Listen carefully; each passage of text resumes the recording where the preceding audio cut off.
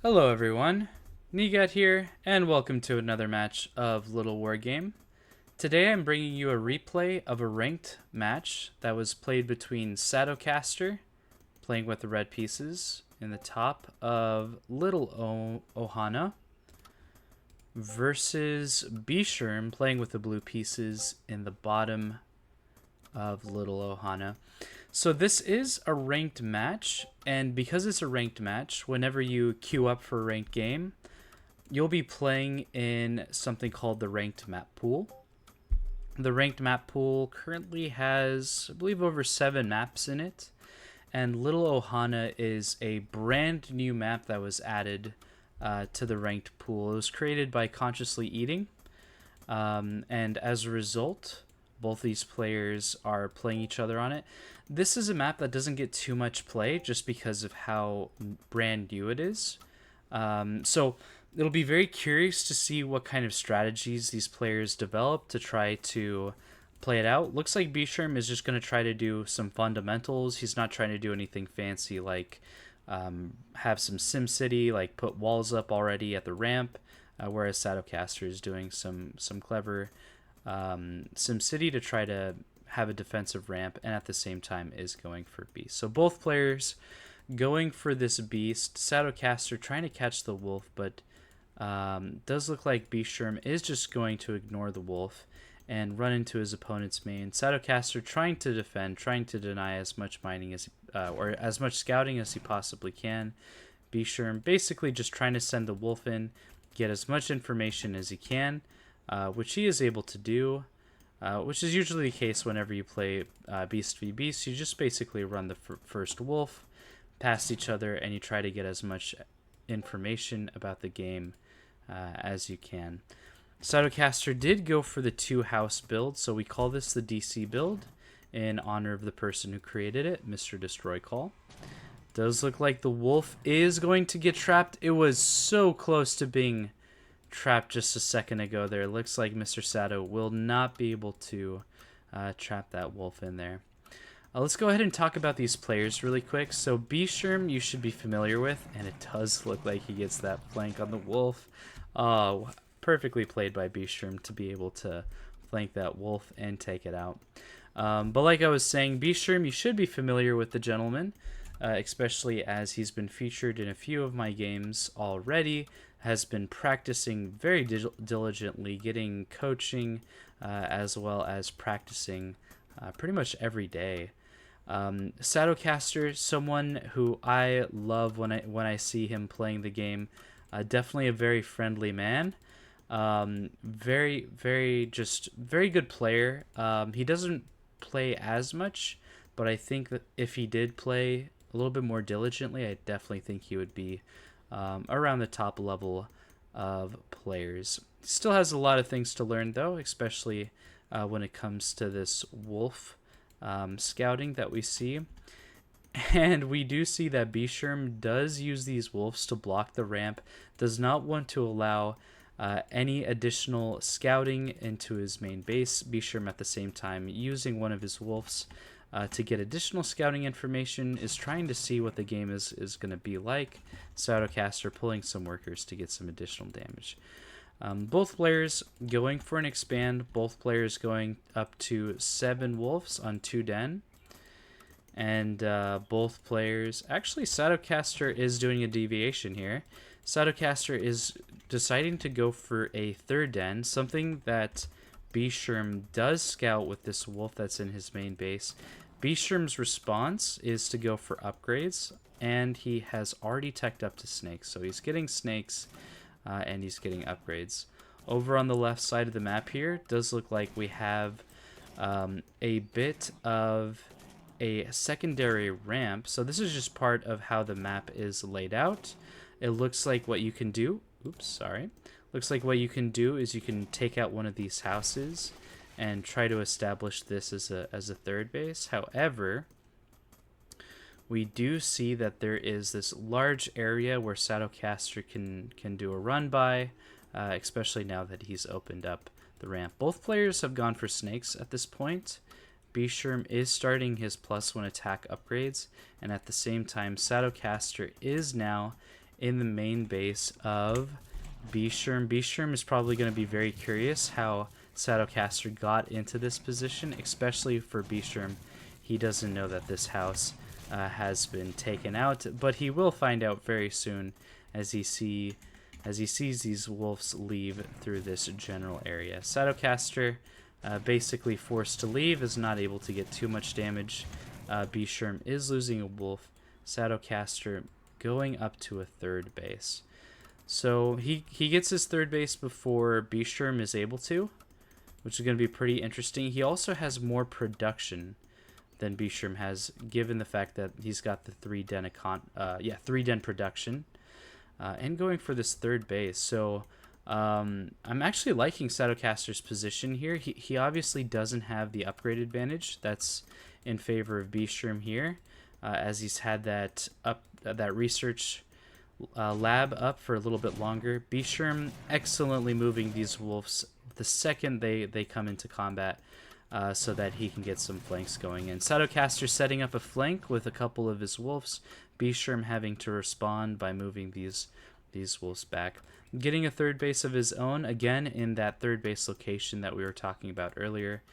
And then it looks like he is going for an advanced workshop. So I'm predicting that beast drops are going to be in the future of Satocaster. He's going to need to be able to defend against a lot of these beast drops. And do we see Bscherm building a bird at all? Doesn't look to be the case. I don't see any birds. I don't see any birds. So looks like Bscherm is going to wait for this third base to build before he decides to go for any birds. However, he has gotten a lot of scouting with these wolves in general, so he might not actually need a bird. I guess we'll see what exactly happens here. Nice Sim City from Bscherm, going for this tower next to this castle. Very difficult to take out, and should function pretty well for keeping these workers safe. Both players just taking it easy at this moment, trying to get up to 30 workers. Satocaster continuing to produce on his 3-den, going for his upgrades, while Bscherm is also producing, getting up to 4-den production, continuing his upgrades, and now he does have this advanced workshop. Just purely focused on setting up the third base, getting macro settled, and increasing their worker count. Both players on 29 workers. Satocaster doing a little bit of a move here, trying to approach Mr. Bscherm's base here. It does look like Bscherm decided to send out a worker, potentially to take this fourth base location, but that will get denied by Satocaster. At the same time, Sato is going to be trying to take out this tower here. He should be able to respond with his forces. Apologies, looks like I missed a very important drop in the main base here. It looks like Satocaster is able to bring back the units that he needed to in order to defend against that, and at the same time Bscherm is losing his third base. So Satocaster, he lost a couple workers. He's a couple workers behind, but he's a base ahead and is now getting that fourth base. So definitely advantage for Satocaster here. Both players going for their upgrades. Satocaster +1 attack, with Bscherm having +2 attack at this point. So Bscherm snakes are going to be just a little bit better. But it looks like Satocaster is stuck in this spot. These snakes and these flanking workers are going to be extremely dangerous here. Workers get this massive flank on Satocaster's army. Snakes doing so much damage, and almost immediately the whole army is eviscerated by Bscherm utilizing these workers. That was so fast. One moment, Satocaster is angling to try to do some damage, and the next second, Bscherm is flanking with so many snakes, so many wolves, immediately picks up those snakes with this airship, and is going to be dropping on his opponent's main base to see if he can get some additional damage. I really want to see Satocaster increase his production so that he can make sure he doesn't just completely die to an all-in from Bscherm here. If we look at the supply difference, it is 75 for Bscherm, it is 85 for Satocaster, so it's still in favor of Satocaster at the moment. Bscherm, is making a move at the center, but it doesn't seem to be going as well as he's hoping it is. Satocaster at the same time, continuing his worker production, is defending the snake drop relatively well, but these snakes are getting a lot of pressure in. And Satocaster is losing a bit of his units to the snake push. Is going to lose some more workers here, so definitely needs to spend a little bit more attention to try to secure his main base. At the same time, Sato trying to infiltrate Bscherm's main base here. I'm sure he'll be able to deny the third base of Bscherm once he realizes that it's upcoming. But it doesn't look like that's where his attention is. In fact, Sato's attention is over here at the drop. And it does look like he loses a considerable amount of his beast army to this tower and to these hold position wolves here. See a little bit more drop. Airship does end up going down. These workers will be able to be pulled, and taking out the snakes will happen very soon here. Satocaster, if we look at the supply difference now, it's about 80 to 80. So both 80 to 76. So both players very even in terms of their supply. It does look like a wolf is very low there. Snakes do end up getting taken out. So eventually that drop is dealt with. Let's take a look at the economy. So from Bscherm and Satocaster have lost a little, pretty even amount of gold, but Satocaster has mined about 1,500 more gold than his opponent. So he's going to be very far ahead very soon here. It looks like both of these players going again for upgrades. Satocaster is sending his bird around, get some scouting information. He wants to see what his opponent is doing. If he's teching, Bscherm goes for an additional airship. These beast drops are very, very powerful, by the way. I think we're going to see a lot more of snake drops. In case you're not aware, snakes used to take up 2 cargo spaces in each airship, and now they only take up 1. So getting snakes into the airship is going to be a lot easier compared to what it used to be. And now we do see that 8 wolves are looking to drop into Satocaster's main base here. He has some units in defense. We also see that the watchtower is up, so he will be able to respond to that there. Bscherm just continuing to put on pressure. Satocaster having to respond, making sure that he doesn't lose too many units. At the same time, we do see units on the map moving around, but this is where most of their attention is currently located.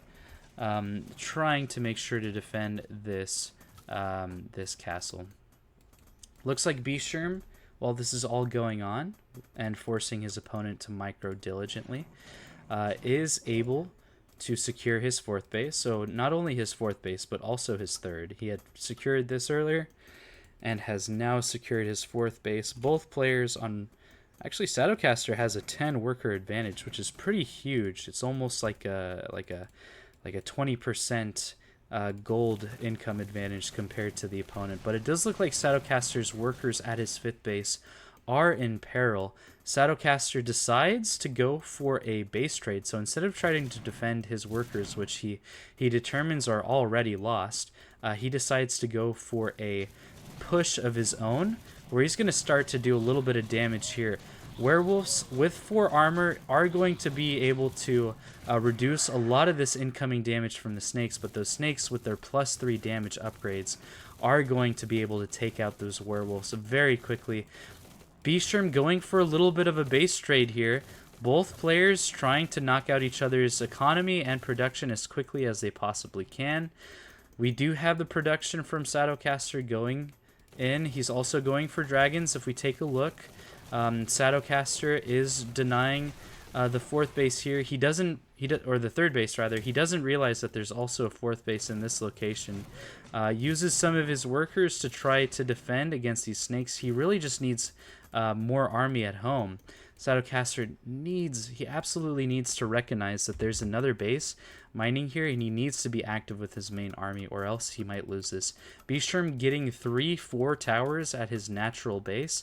Looks like Satocaster is going to accidentally find out that there is another base from Bscherm here, so he's going to be able to deny that, and at the same time is going to eventually knock out Bscherm's army with his reinforcements here. Bscherm going for a little bit of a drop. So many workers at that natural base. He is going to be able to move those around. And at the same time, Satocaster knocks out Bscherm's 4th base while still having a 4th base of his own. We do see that Bscherm is just being a little bit annoying with this drop. Like I was mentioning, these beast drops are going to be very, very difficult to deal with. At the same time, Bscherm moving forward with his workers. These soldiers are going to need to be on hold position so that they automatically target the workers instead of targeting the towers. A lot of Bscherm's workers are going down. At the same time, Bscherm is going for, again, he's just continuing and extending that base trade. Satocaster needs to be producing out of all of his buildings. And eventually we do see that Bscherm is knocked down all the way to about 12 workers here. All these towers are going to be able to defend the rest of his mining. But Satocaster is going to need to respond to this snake army with the army of his own. And eventually he does take down that airship. These snakes are going to be taking a lot of damage from these wolves, which is typically what you don't want to see from snakes. But they do so much damage, especially with this +4 attack upgrade, soon to be +5. Attack from these snakes. Looks like Bscherm is starting to take out this tower here, as it has blocked a little bit of his movement. I don't know if he wants to be taking out all of his towers. He still wants to be on the defensive, I'm sure. So that might be a little bit of a mistake. But if we take a look at the economy here, Satocaster is 4xing the amount of workers. He does need to transfer these workers. I really hope, if we take a look at the mini-map, I really hope that he recognizes the fact that there's like too many workers on this base. A lot of them are just standing still, like this one here. He's definitely going to need to transfer these guys over to his new bases that he's planning on taking, as well as the bases that he currently has.